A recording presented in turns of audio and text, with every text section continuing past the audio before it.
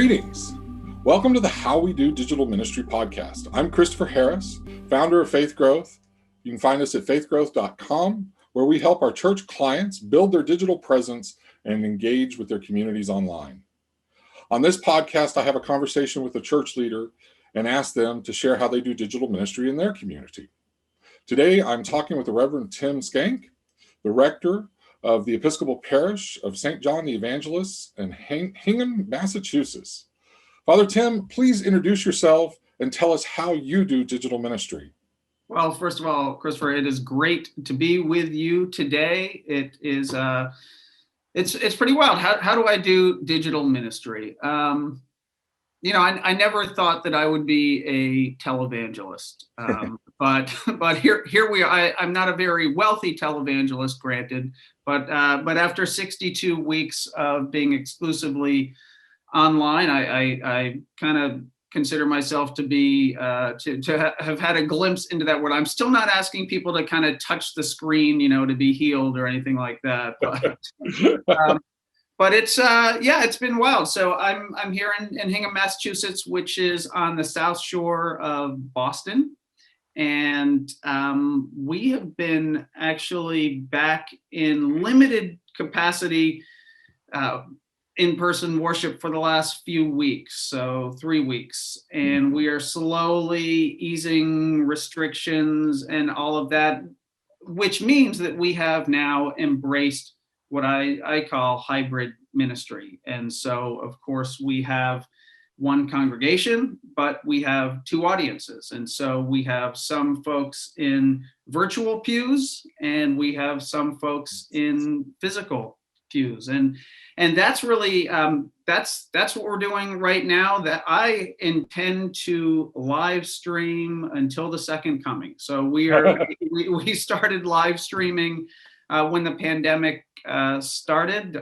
We shut down on our last in-person service with all the trimmings and trappings was March 8th, 2020. I still keep the bulletin from that service on my desk as kind of a holy relic at this point.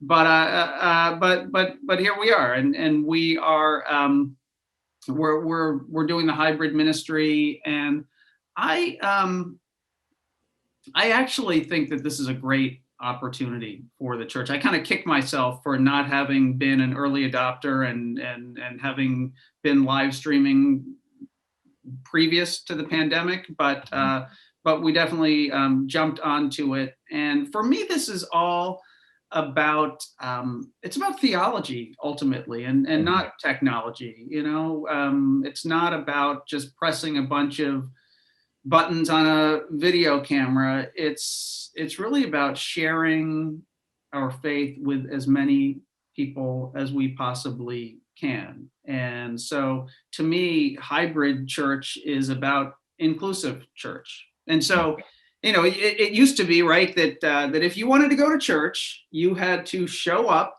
at a particular time on a particular day at a particular place. And now that's really all out the window, which I think is a great thing for the church. And so,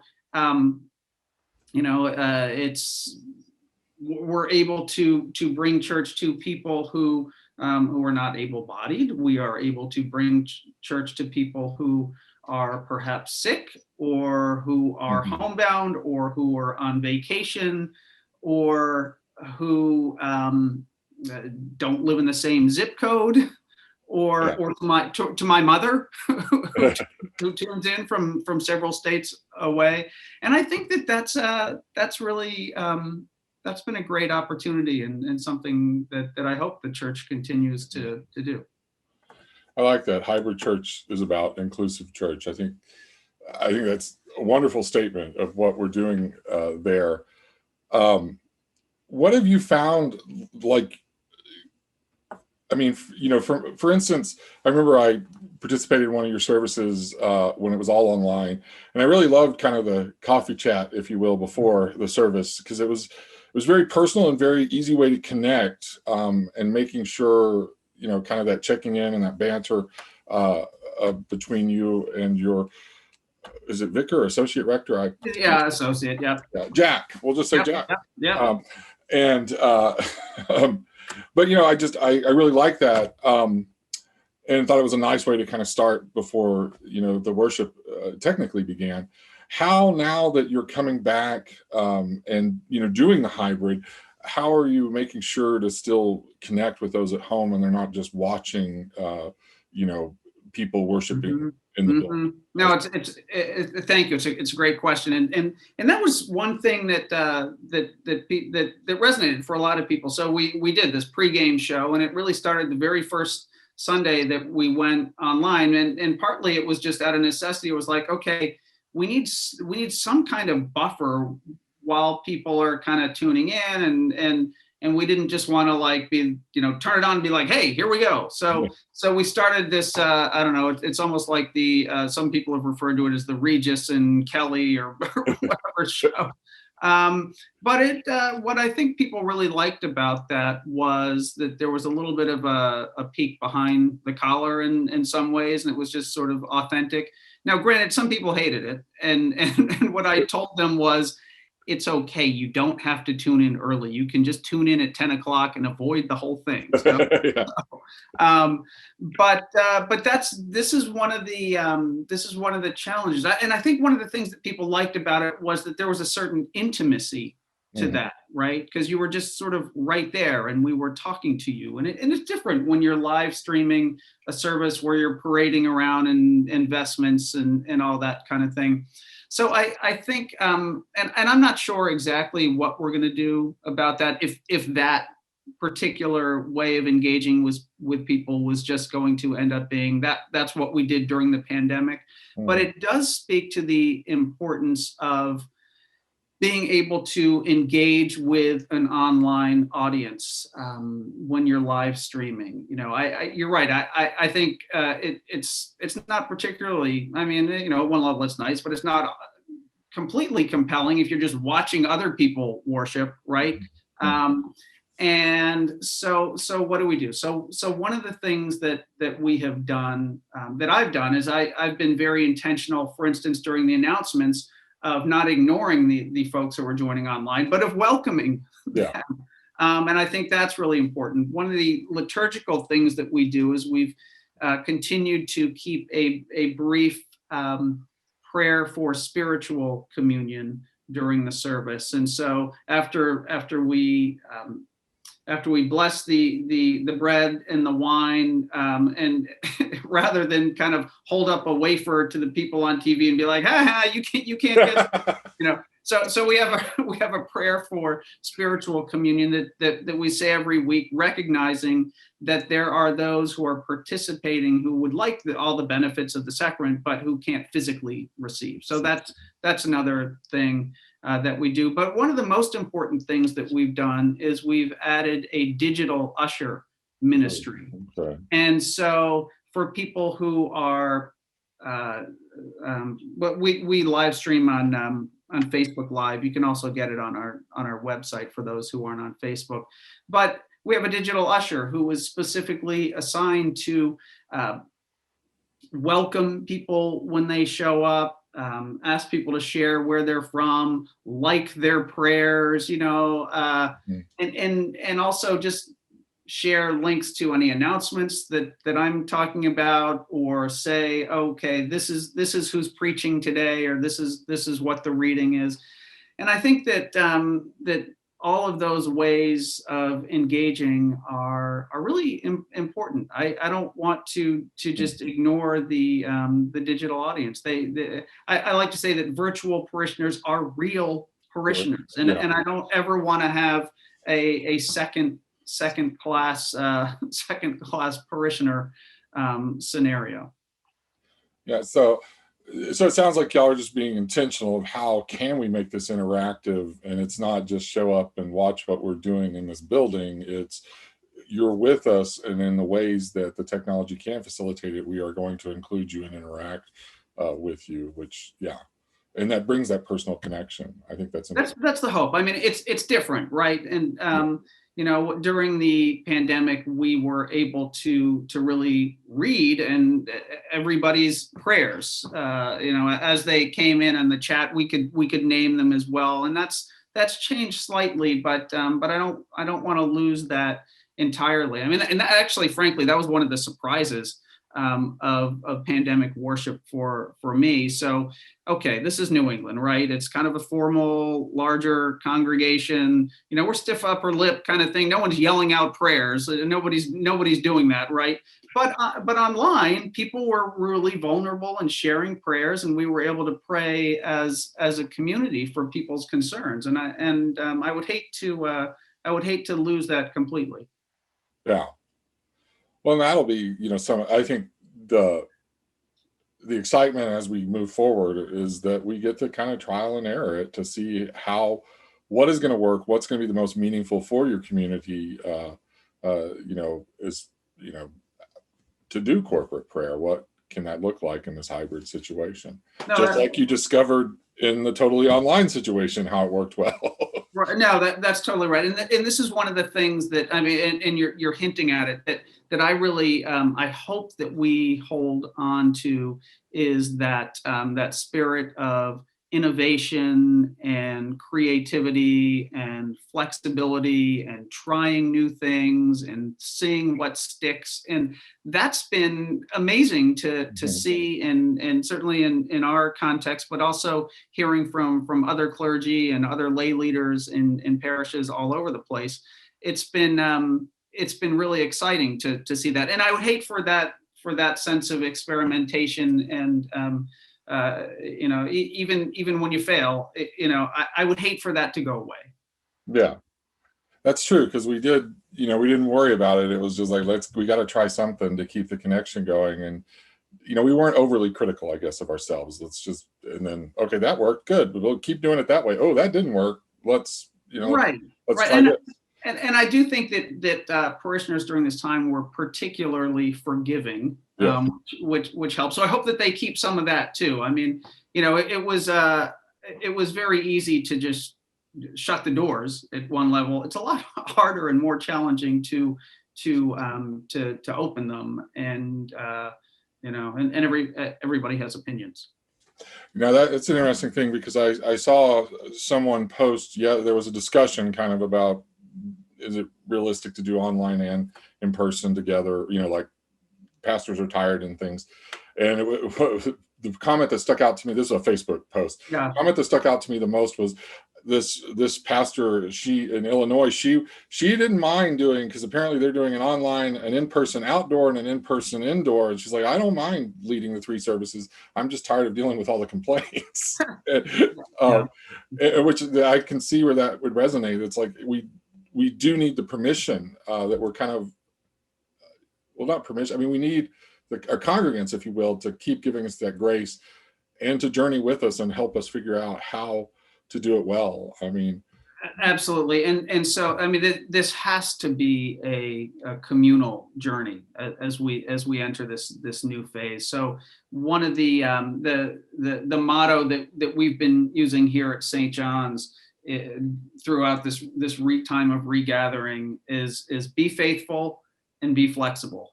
and that's what I'm asking people to do, is to, let's pray our way through this, but also let's be flexible, because we're trying we're trying our best here.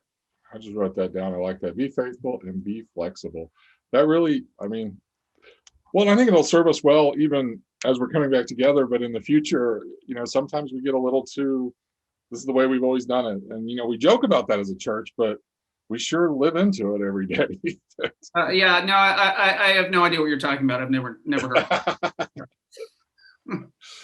So tell me, can you give maybe an example, or if you've had a particular encounter that you would like to share of where you've seen God at work online?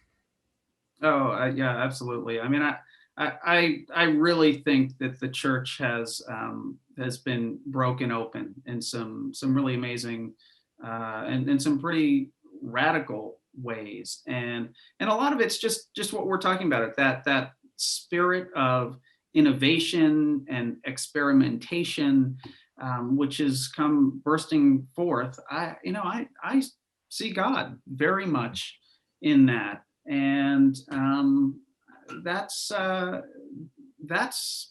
pretty amazing. But as you say, the whole way we've always done it is a pretty strong vibe, and to see the vessel of the church be broken open. I think that people realize during this time. I mean, we've always known it intellectually that the church is not a building, right? Yeah. We've always known that, and yet people also have come to really value sacred space. And I think that both of those things can be true at the same time. They're not mutually exclusive, and that's been pretty beautiful to behold. It's been fun to see how people have recognized, even through home practices, whether it's Sunday school or daily prayer on Zoom or whatever. People have realized, hey, this is great. I can do this. I can participate in this way, in this new format, and it's really life-giving. And yet, the joy of being back in the building, even if they're wearing a mask or not able to sing right now or whatever, is pretty amazing to behold as well. Yeah. It really has broadened our perspectives in a lot of ways, the online and the connections. And I would even say in not just in spiritual ways, but in some of the secular ways. I mean, a lot of people worked at home and were able to successfully do that and be connected with their life, their faith life. They were able to connect on life, their work life, and although it didn't go so well for the kids, they did connect their school lives. No, it's true. There's this terrible word that I've encountered. Phygital. I don't know if you've heard this. PH. So, and it basically talked about blending physical space with digital space, and we've been doing this for a long time, just in the world, business, commerce, all of these things. And I think that the church has just been, maybe backward, maybe in denial, maybe not wanting to think about that. But the pandemic has really brought that to the fore. And I think that there is a real place for faith in both brick and mortar and in the digital world. And I just hope that we continue to look at that and embrace it. Yeah, I mean, for me personally, what I really enjoyed about the pandemic is I felt, my life has been online since 1994 at this point. Or, well, that was when I was getting online then. It was just internet was so different then. But so this has been a big part of my life, a part where I've made friends and a part where I've grown, and it's just been wonderful that, hey, the church came to my world and is a part of my world now that I experience every day. And it's, it's affirming when the church, sees value in what you've always been a part of, and so for me personally, that's been a good thing that the pandemic, just a nice little cherry on top. Yeah, well, it took the church like 25 years to get there, but in a pandemic, but here we are. Oh yeah, that's kind of sad in one sense when we think about the loss of life on the other side of that. And that's right. And I don't mean to say, oh look, the pandemic has been great for the church. Obviously there's been a tremendous amount of pain and suffering and grief, and of course we grieve and acknowledge that. But it has, but once this pandemic genie has come out of the bottle, you can't put it back. We can't pretend it's never happened. Well, and that's some of the, to bring it back to our theology, I mean, that is the redemptive work of Christ in all of this too. I mean, there is redemption in the death and the suffering. And so hopefully, we are better on the other side of this. But we still had to go through it, which hasn't always been the most fun. But yeah, now to take us kind of in a deep, dark place, but let's bring us back to some more fun. What has there been anything that you would say was a big digital failure that you've tried, and what have you learned from it? Well, at least I was never that cat lawyer, that went viral a while ago. Yeah. Oh That? gosh, yes. So I didn't have anything like that. I mean, I think that there are technical failure. I mean, there's always going to be technical glitches, Yeah. right? But I think the hardest part, and I don't know if this is a failure as much as a sadness, is, I recognize that online church doesn't resonate for everybody. Yeah. And, that's been hard. It's been especially hard, I think, for children who were on Zoom all day, and then it's like, okay, time to go back online and for church. So I think that's been tough. But and also just simply the fact that there are always going to be people who just aren't online at all. Yeah. Precious few, but they're there, and God loves them, and we need to love them. One of the things that I discovered during this pandemic is that, and you may not know this, but these things that we carry around in our pockets all day, that you can go online and you can do Twitter and you can do all this stuff.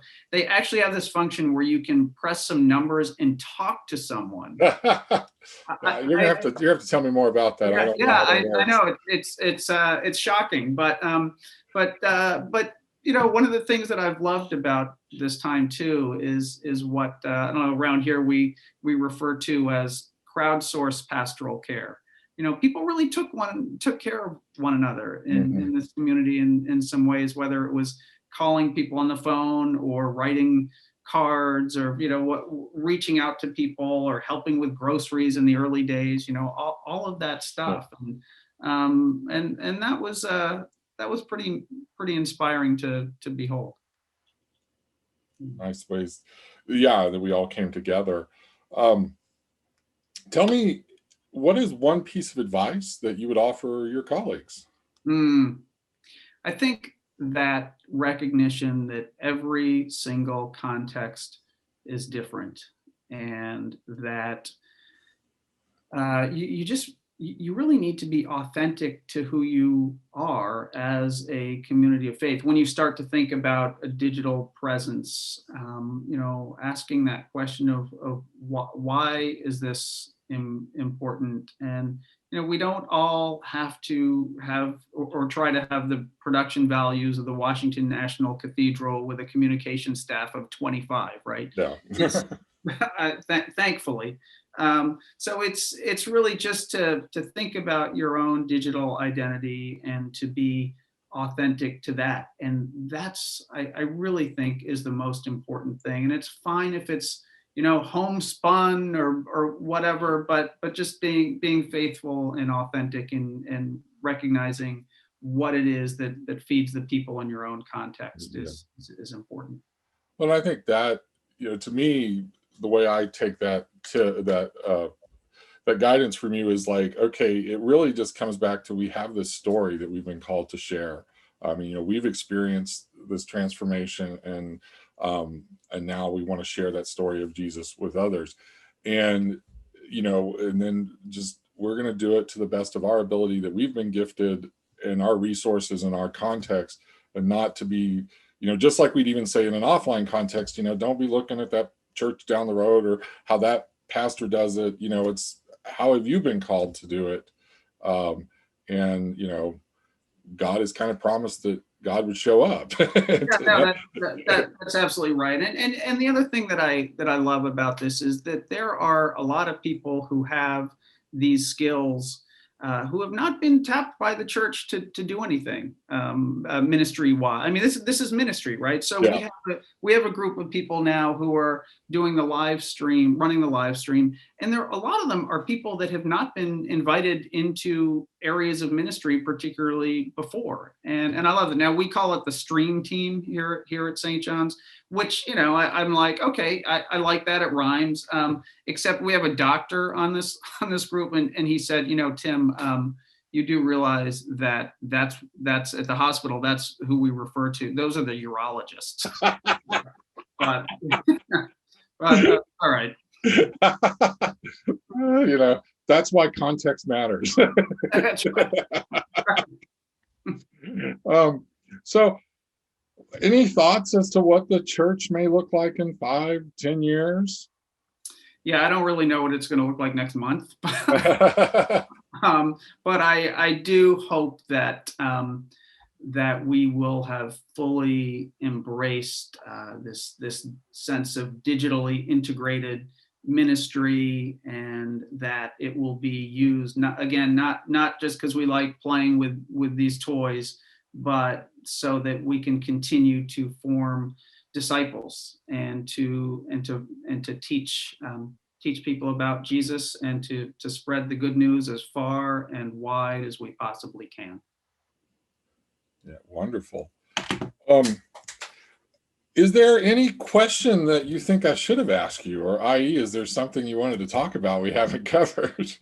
I think we covered a lot of territory. This has been a lot of fun, and it's almost as if we could have this conversation in another 6 months and see what we've learned. I mean, this is what I love. Why I love what you're doing is because we are, this is all evolving in real time. We are all learning from one another and sharing things. And I think that is so important. So I'm just really grateful to you for keeping this conversation going.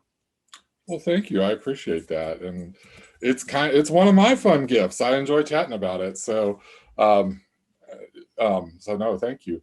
That's all the time we have for today. I want to thank you, Father Tim, for being our guest on How We Do Digital Ministry.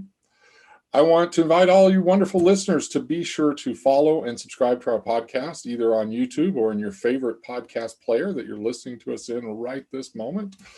Father Tim, how can our listeners find you and follow you online? Wow, I'm not particularly elusive. You can follow me on Twitter at Father Tim. I'm on Facebook, of course. You can always go to lentmadness.org if you're interested in Lent Madness and the saints and all that kind of thing. Well, there's a whole nother conversation. It's a whole other conversation. Yeah. Written some books, but it's all out there somewhere. Google, yeah, there you go. Yeah, you even have an Amazon author profile. I mean, they can find you everywhere. Exactly. Well, thanks for listening today. We'd love to connect with our listeners in other ways too. We have a private Facebook group cleverly named How We Do Digital Ministry. It's a place where you can ask for help, see what other churches are doing. It's a place basically to continue this conversation in between episodes.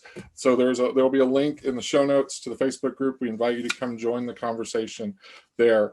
Also, you can ask questions. We're planning a Q&A show where I'm going to answer all questions digital ministry related in a few weeks. And we're going to be collecting those questions inside the Facebook group. So go join and ask your digital ministry questions. Until next week, I wish you peace and blessings.